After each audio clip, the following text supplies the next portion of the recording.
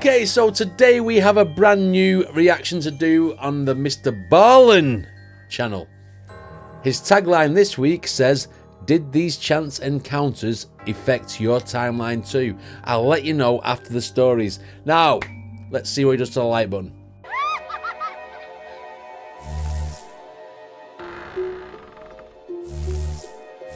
Says here that we have to stay tuned for a big announcement during this episode. Right, okay.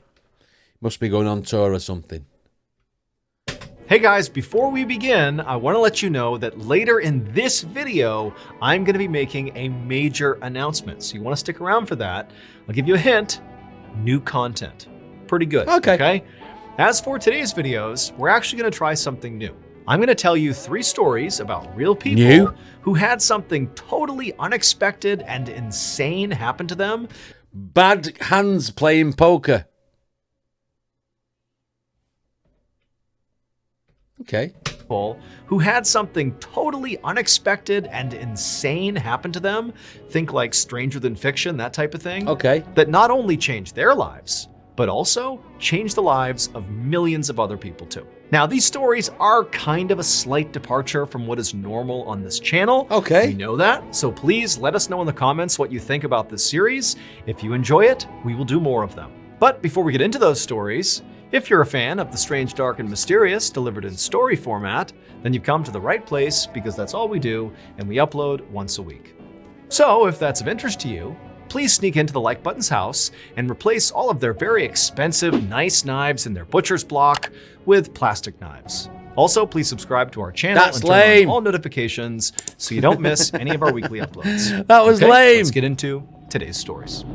Mr. Ballen, that was lame. Right, so it's 3 stories, it's a new concept, and this one is called Money on the Line. Let's go. One late night in the summer of 1974, a 30-year-old man named Fred stood inside of a loud casino in Las Vegas, feeling incredibly nervous. He knew what he was about to do was a horrible idea. In fact, he didn't even know if he had the guts to try it. Fred grabbed a huge wad of cash out of his pocket, and as he looked at it, he thought about the reason he was here. So Fred had actually flown to Las Vegas on a whim after a bad meeting with a group of investors. So Fred had founded this small company 3 years earlier, and he really needed a loan from these investors, but they had said no. Fred had actually already lost over $13 million to this point. Wow. And so the investors said, look, like your track record is not good enough. We're not giving you any more money. And this was a huge problem for Fred, because right now, in all of his company accounts, he had a total of $5,000. And at a minimum, he needed to pay his fuel bill for his company, which was $24,000. And that, I mean, $5,000 in 1974 is, you're rich. You know what I mean? You are, aren't you? But he needed 24 or 18 grand in our money, right? Okay. That bill was due soon, so he didn't have enough money to cover So it. gamble And besides the fuel bill, he also didn't have any money to make payroll. So basically, Fred did not have any more money. Can't pay the workers. And if he didn't find a way to find more money, he would have to file for bankruptcy, shut his business down, and lay off all of his employees. And so Fred really couldn't think of a worse fate here. He totally believed in this company. I mean, this was his baby. He'd invested all of his inheritance into it. But now it was about to collapse. Unless he got really, really lucky. All around him in the casino, Fred could see gamblers hunched over slot machines and over poker tables and blackjack tables, and some people looked elated, like they were having the time of their lives. And many other people looked like they were maybe having the worst time of their lives and were on the brink of tears. Fred didn't know if he'd be celebrating or sobbing. I do not like promoting gambling. If any YouTubers that I'm watching or reactions that I do and that someone promotes gambling, I normally skip it because like it's a slippery slope. One person gets a big win, they think they're going to get a big win every single time they play, and at some point the scales tip, and say you win 400 quid, and then you try and win more, then you lose 100 of that. And you're like, I'll try and win that 100 quid back now. Then you lose 200, and before long you've lost more than you've won. You know what I mean? It's a slippery slope. So I never, ever promote that type of thing because I don't agree with it. Worst time of their lives and were on the brink of tears. Fred didn't know if he'd be celebrating or sobbing by the end of this Probably night. crying. All he knew is he was out of options here. He could either do nothing and just kind of accept his fate, that his business was doomed and would have to be shut down, or he could do what he was doing tonight, which was to basically take what little cash he had and put it on a game of chance, basically gamble the money he had in hopes of winning enough money to keep his business going a little bit longer. And so after taking a calming breath, Fred began walking over to a blackjack table because someone had told him that of all the games you could play in a Las Vegas casino, the game with the best odds was blackjack. Fred chose a table with an open seat. He exchanged all his cash for chips while he prayed that he was making the right choice here. Then Fred began to play. For the first few hands, Fred was pretty cautious, only placing small bets. But he won all those small bets, and it kind of emboldened him. And that's where the slippery slope starts. You win these little small bets. Do you know what? I'll bet a bit bigger. Now I've lost that now. I'll go a bit bigger again to win that money back and get a bit more. Then you lose again.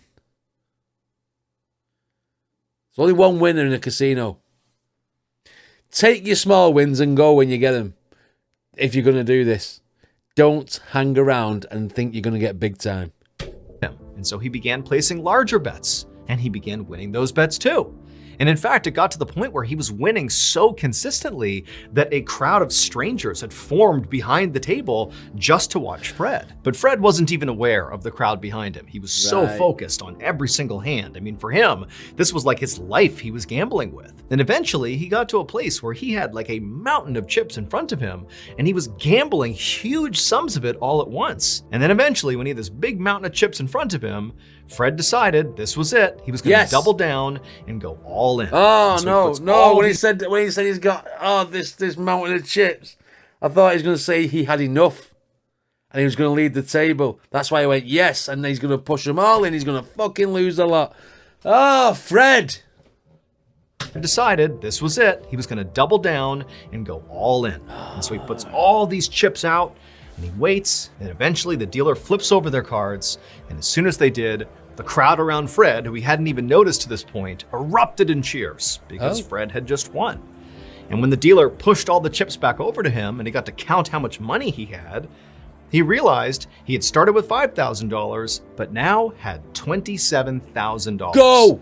He had gambled. You can do it. $27,000 was just enough to pay that fuel bill and keep his company running a little bit longer. So basically exactly what Fred had hoped for had happened. And then during this extra time that Fred had basically won himself, he was able to secure $11 million in investor funding, which was enough money to finally scale up this small business into the behemoth that we know it as today. Lad. Fred went from being a guy betting his last chips at a casino to now being a multi-billionaire.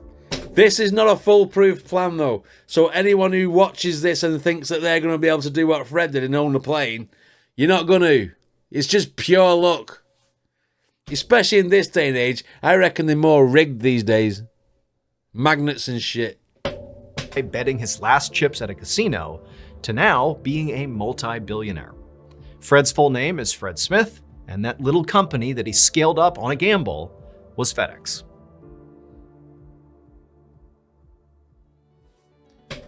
FedEx, eh? FedEx was was saved by a casino.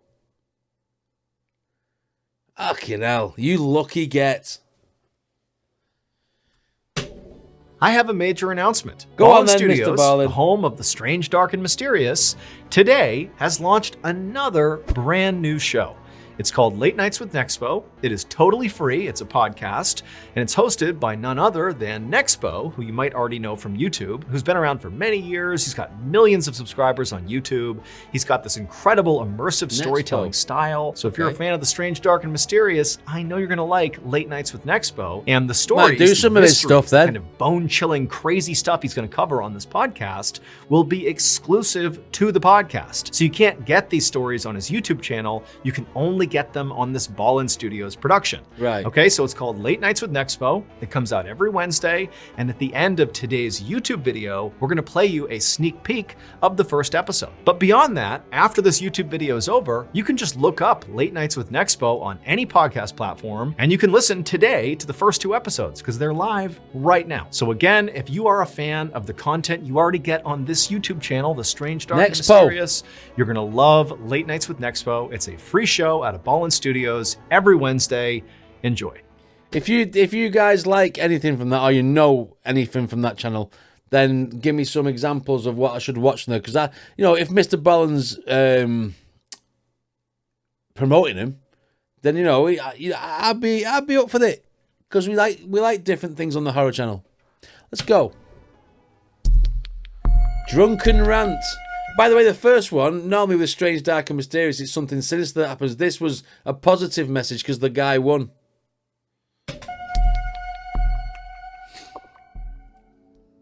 One evening in the late 1980s, a man in his 20s named Norm walked into a house party in the Hollywood Hills, which is a very exclusive and pricey neighborhood in Los Angeles, California. In this house, which was filled with people, there were all these actors and entertainers and Hollywood-type people, and Norm, who was this kind of scruffy guy with long stringy hair and who had no experience in the entertainment industry, knew he did not fit in here at all. In fact, Norm never would have been at a party like this if not for what had happened to him just a few hours earlier. So that afternoon, Norm had gotten into a fight with his boss at the motorcycle shop where he worked. Right. Now, Norm and his boss never got along, but they managed to coexist for the most part. Except today, this small argument had turned into a huge argument that turned into Norm getting fired. And so after getting fired, Norm left the shop. It's a bit more than an argument then. If Norm ends up getting fired, I guess he was taking a break from the norm. That turned into Norm getting fired. And so after getting fired, Norm left the shop and just began aimlessly walking around Los Angeles until he wound up running into one of his friends. And over the course of this conversation where Norm's like, yeah, I got fired, not doing too good, the friend was like, oh, well, tonight there's gonna be this big party up in the Hollywood Hills. Why don't you come along? And Norm, who was feeling admittedly pretty down after being fired, decided, you know what the heck? I'll go to this party because maybe that will boost my spirits. Okay. And so now here he was. And so Norm went and found his friend in the house party, and for a little while, the party was pretty great. I mean, Norm felt kind of uncomfortable, didn't really know anybody. It was kind of awkward, but get some beers it was fine. down, Him and his friend were drinking and chatting, and his friend was introducing him to some people, and it was all good. Except Norm just couldn't shake the anger he felt about getting fired. Not only at the fact that he was now unemployed, which was a huge problem. And drinking beer and having a problem with someone is only going to end in disaster, because once you've had a beer, you get more truthful and you could possibly get more aggressive depending on your personality. I myself am a happy drunk and I don't really get aggressive. Felt about getting fired. Not only at the fact that he was now unemployed, which was a huge problem, but he also just felt mad at his boss. Like, how dare his boss do this to him? And so to cope with this, Norm just began drinking really heavily, like way more than anybody else at this party. Okay. And before long, Norm was completely plastered drunk. But it would turn out, getting totally smashed did not calm Norm down. In fact, if anything, it only made him more blind with rage about what had happened to him. And so naturally what he did is he departs his friend and pushes through the crowd of people, and he goes up to the second floor where there was this balcony that overlooked where basically everybody in the house was. And Norm, who's slurring his speech and he's totally a mess, he screams out to the crowd of these people that he doesn't even know, these Hollywood people, basically screams at them to stop what they're doing and listen to him. Right. And everyone did. They turned around and looked up at this guy like, what's going on? What's he doing? And Norm just begins delivering this totally angry rant that kind of didn't even make any sense. I mean, he's drunk, but he's basically ranting about how mad he is and this horrible injustice that's been done to him, and just on and on. He's just pouring out all of his emotions, and everybody's just kind of looking at him like, what is going on here? It was like a train wreck, They couldn't look away. Eventually, Norman finished up his big, rambling, humiliating speech, and he stepped away from the railing, and everybody down below who, had been wrapped to this point, but now was kind of like, whatever. They went back to the party, and Norm just stood up there kind of taking in the scene, and suddenly he felt a tap on his shoulder. And he turned around and he saw there was this person he didn't recognize, and this person says to Norm, hey, have you ever considered acting in a play? It would turn out that person was a Hollywood producer, and they were putting on a play in LA. And they Oh, so from getting fired, having the worst day of his life, getting absolutely plastered and angry at his boss, and the fact that he wanted to shout it from the rooftops to everyone at a party who didn't know that he was pissed off with this boss, turned into the angry rant that looked like he was doing like an over-exaggerated stage play, is going to get him a part in a Hollywood production. This is too positive for Mr. Ballen, this series. Everything's positive. Now, that person was a Hollywood producer, and they were putting on a play in LA. Fluked They it. really liked Norm's look, the whole kind of scruffy vibe, but even more, as they watched him deliver that totally angry, drunken rant that he managed to get all these people to listen to, that it was obvious he had natural charisma, and he could command an audience, even when the audience had no idea I've got natural charisma. I could do this. what he was talking about. And so ultimately, this producer literally offered Norm an acting job. No way. And Norm, who really didn't have aspirations to be an actor, but now needed a job because he had just been fired that day, he's unemployed, he agreed. He said, okay, I'll act in your All right, play. then. And so Norman would act in this play, and he would do such a good job, despite the fact that he totally was not an actor. He literally was a drunk guy at a party who randomly got recognized by some producer. But regardless, he acts in this play, and he is such a natural and does such a good job that he gets noticed by other Hollywood producers and casting directors. And before long, he lands his starring Norman Reedus? Daryl Dixon? What? I'm not having it. I'm not having it. He's dead straight-faced in Walking Dead. Come on, dog. You know what I mean? No way is this a story about Norman Reedus who was getting... Mind you, do you know what? Yeah, he looks like a biker, doesn't he? He does ride the motorbike in Walking Dead. Norman Reedus. Oh, Scud from Blade. Hollywood producers and casting directors. And before long, he No lands his way. starring role in the mega hit TV show, The Walking Dead. Dead. Norm's full name is Norman Norman Reedus. Yeah. Scud. Scud from Blade. I can't believe that story. I didn't even see it going towards someone who was like quite, famous like that. That was crazy. Not having it. These are positive messages from Mr. Ballen. What's going on? We're on the horror channel. These are not horror. Well, Walking Dead technically is. One man's trash. Let's go. One evening in the late winter of 1973, a 23-year-old mother named Tabby put her 8-month-old son and 2-year-old daughter down for their naps inside of their double-wide trailer, which was parked in a small town in New England. Once her kids fell asleep, Tabby looked over at the clock. She was waiting for her husband to get home from his job as a high school teacher, and he was running late. Tabby wondered, what could be holding up her husband, and she certainly hoped he was okay, but she couldn't just call the high school to ask how he was doing because they didn't own a landline phone. They literally didn't have enough money to afford a landline phone in their trailer. In fact, they basically only had enough money to barely make ends meet. So Tabby and her husband actually had dreams of becoming professional writers. But they had found over the past few years that breaking into writing at this time in America was nearly impossible. They had gotten a few stories published here and there, but, for the most part, the only thing their writing had gotten them was a whole bunch of rejection. And so as a result of this, both of them had taken day jobs. If you're not good at it, you know what I mean? He said he had a couple of them published. Some people don't even get anything published. Writing is something, man, I couldn't think of anything worse. Writing and reading. Rather watch a film. Them was a whole bunch of rejection. And so as a result of this, both of them had taken day jobs to basically supplement the income that was not being generated from writing. Tabby was home with the kids, and then in the evening would work. Tell you what, real photo of Tabby and her family. I tell you what, there's some interbreeding there, isn't there? Look at it. She's going out with a wolf man who's had a fish kid and a gorilla kid. shifts at a Dunkin' Donuts.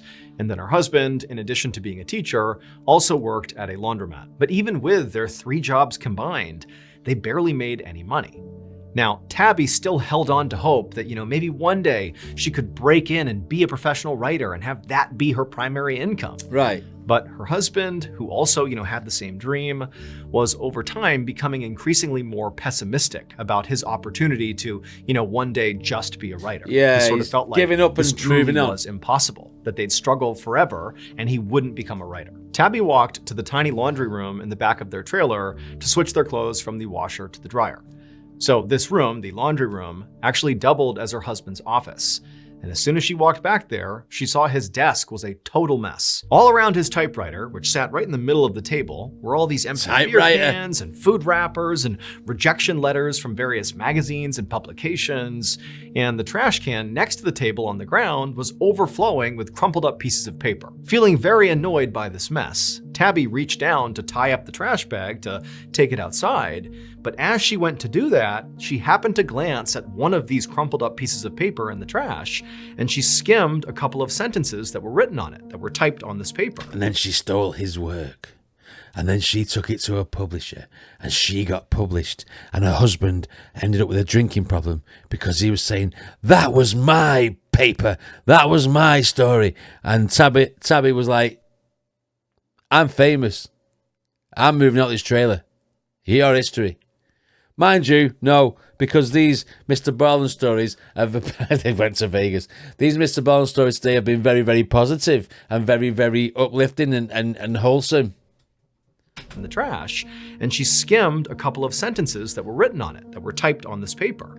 And as soon as she did, she stopped because there was something really interesting about this writing. Now, she knew her husband had written whatever was on this page, but generally speaking, her husband always shared with her anything he had written, and she would read everything. Yeah, but he was something pessimistic, about this text weren't that he? she knew she had not read it before. Like, this was different. Clearly, he wrote it, but she had not seen it before. He was losing interest. So she was curious. So she pulled the paper out of the trash can and smoothed it off, and actually began reading what turned out to be this failed manuscript that her husband had thrown away, and she couldn't believe how good it was. It's going to be an award-winning film or something now, isn't it? Clearly, her husband had been working on this in secret, which made her wonder, like, one, why are you doing that? Why are you hiding this particular thing from me when you let me read everything else? And two, again, this is so good. Why is it crumpled up and in the trash? Just then, Tabby heard the front door of the trailer open and her husband come inside. And so Tabby just took the page she was reading and walked out of the laundry room, and she held it up to her husband and she was like, what the hell is this? Why haven't you You're shown me cheating this? on me. And to Tabby's surprise, her husband, when he realized what she was holding, just looked totally embarrassed, like he wished she hadn't seen that. And she said to him, no, like, this is so good. What's going on here? And her husband would tell her, look, like, I started writing this thing, I didn't really know what it was going to become, but I quickly realized that I don't know enough about the subject matter, and, I'm just not talented enough to finish the story, and even if I was, like, this is too weird, it's too out there, no one would publish this. And so ultimately, he had just thrown it away and not told Tabby. And in fact, he went on to tell Tabby that in addition to this being some a failed sort of project, famous story, he really understood at this point in his career that he was a failed writer. And right now, what he really needed to do was give up writing altogether and just focus on making money for the family, something they desperately needed. Tabby could see her husband was completely serious. And so she just held up this piece of paper and she said, no, this is the one. This is the one that's going to help you break through. I know it. And you know what? Even if you don't know the subject matter, I do. I can help you with that. Okay. And together, we can make this a full-length novel. You got to see it through. It's too good not to. And so, at Tabby's insistence, that's what her husband did. He would spend several months working with Tabby to finish this novel, and by the spring of 1974, it was done. And so, that's 1974. The only film that I can think of in 1974 was a film called Duel, where a truck chased a car. Jaws was 1975, but that was Peter Benchley and Steven Spielberg, wasn't it? Right, okay. And by the spring of 1974, it was done. And so, that same spring, they began shopping the manuscript around to different publishers, really having no idea how anybody was going to react.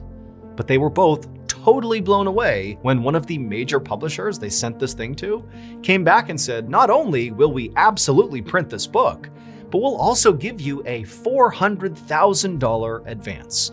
I'm writing a book. I'm going to write a book. The guy who could not swallow. But we'll also give you a $400,000 advance, which in today's money is $2.5 million. Wow. A massive, massive book deal by any standard. And so the young couple was totally thrilled. They took the book deal, the book got published, and with the money they got, they were able to move out of their double wide trailer, and they were able to purchase a landline telephone.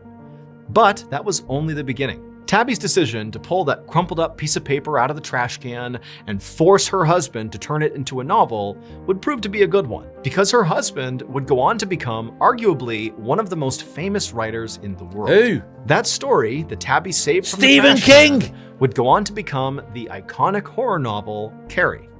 Tabby's husband was none other than Stephen King. No way. Some of his stories are proper out there, though, aren't they? This guy lived in a trailer. Couldn't write, was about to give up. And now, from Ballin Studios, here is...